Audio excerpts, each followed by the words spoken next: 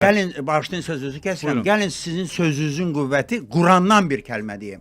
Əlbəttə bu Allaha inananlardan, inanmayanlardan gedir. Amma o sözlər Qurandan olan sözlər. Tam yol hərəkəti iştirakçılarına da aiddir. Deyir, mən onların, yəni insanların bir qismini baxan, amma görməyən yaratdım.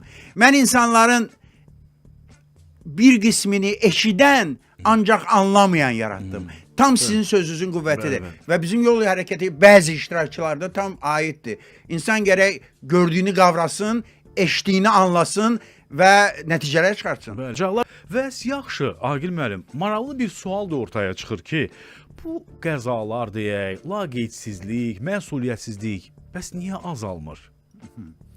Bax, səbəb nədir? Bu niyə görə azalmır bu? Biz danışırıq, siz danışırsınız. Nə qədər təbii ki, fikirlər, verilişlər var bununla bağlı. Sosial şəbəkələrdə göstərilir bəzi qəzalar. Yəni, bəs niyə azalmır? Əsas iki səbəb var və bu səbəblər bir-biri ilə əlaqədardır. Birincisi, nəyin hesabına olursa olsun bizim bəzi insanlarımız birinci olmaq istəyirlər. Nəyin hesabına olursa olsun. Yəni, yollarda tələskənlik və birinci olmaq arzusu. Buna görə qırmızıya da keçirlər ki, tələskənliyə görə birinci olmaq arzusuna. Ondan başqa sıxırlar da başqa maşınları. Yəni birinci növbədə tələskənlik. Həyatda da elə insanlar var ki, birinci olmaq xatirinə kimisə üstündən basa-basa keçirir. Eləcə də birinci olmaq yaxşı şeydir. Çox yaxşı xasiyyətdir. Ego da var. Bəli, birinci olmaq çox yaxşı şeydir. Amma qanun çərçivəsində, istəyir həyatda heç bir etik normaları pozmadan birinci olmaq arzusu yaxşıdır. Yollarda da birinci olmaq nəyə lazımdır bu barədə.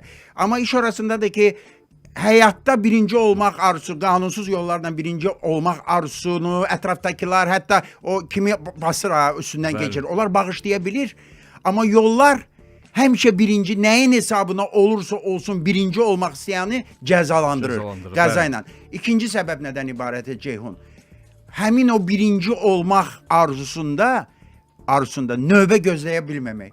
Bizim insanların bir qismi növbə gözləyə bilmir. Nədir yol hərəkəti qaydaları? Başdan ayağa növbə mədəniyyəti olmamalıdırmı? Deməli, svetoforda gözləmək növbə deyilmi? Piyadaya yol vermək növbə deyilmi? Piyada icazəsiz yerdən keçməməlidir, növbə gözləməlidir. İnsanların çoxsu növbə gözləyə bilmirlər. Deməli, mən bir video baxdım. Deməli, MDB ölkələrindən birində də adını çəkmirəm hansı ölkədədir, o qədər xoşumuza gəlməyən ölkədir. Deməli, orada deməli, sərnişinlər avtobus gözləyirlər. 20 dərəcə şaxtadır, təzə videodur. Ceyhun, inanmazsan 2 kilometr bir-birinin dalınca duran adamlar. İndi sən təsəvvür elə ki, bizdə 2 dərəcə şaxtada 20 nəfərin bir-birinin dalınca avtobus gözləməsini görmüsənmi sən? Görməzsən sən bir-birinin dalınca.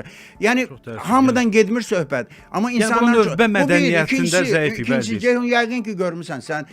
Bu növbə mədəniyyəti çox vacib şeydir, maşın sürmək üçün. Çox adam deyəcək, nə deyir növbə? Elə növbə mədəniyyəti olmadığına görə bəzi insanlarda qəzalar olur.